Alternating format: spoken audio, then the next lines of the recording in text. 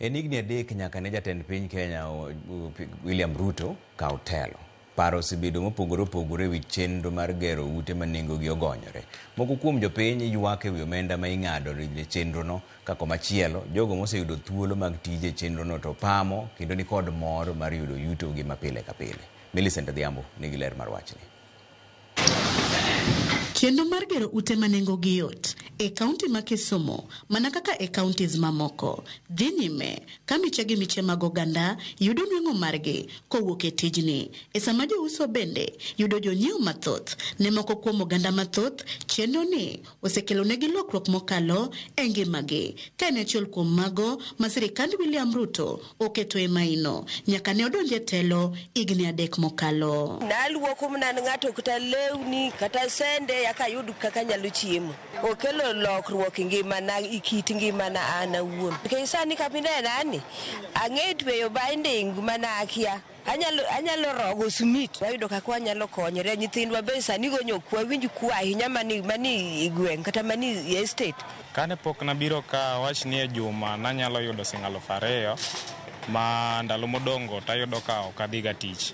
Then kane wabiri affordable ka e juma ayudo ka ng'ama fundi oyudo $8,400 to ng'ama jalwedo ma waluongo ni helper yudo $4,000. Jatend jotije e kar gedo ni wacho ni ji 2,000 indiko kae pile ka pile ka thothgi gin joma wuok e alwora ni.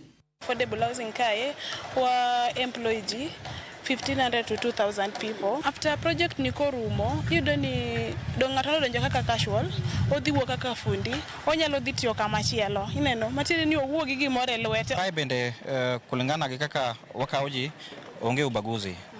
Wakawo ji in terms of gender based, wan gi ladies be, wan gi gents be. Gimano serikal ogolo kulingana gi His Excellency William Ruto kaka nowacho chane odhi enroll gi miluongo ni internship program ma joma e skul ma ng'ala mopogore opogore gibiro bedo incorporated in this project ma gibiro tiyo. Jouso bende yango kaka en chenro masani miyo ohandgi metni.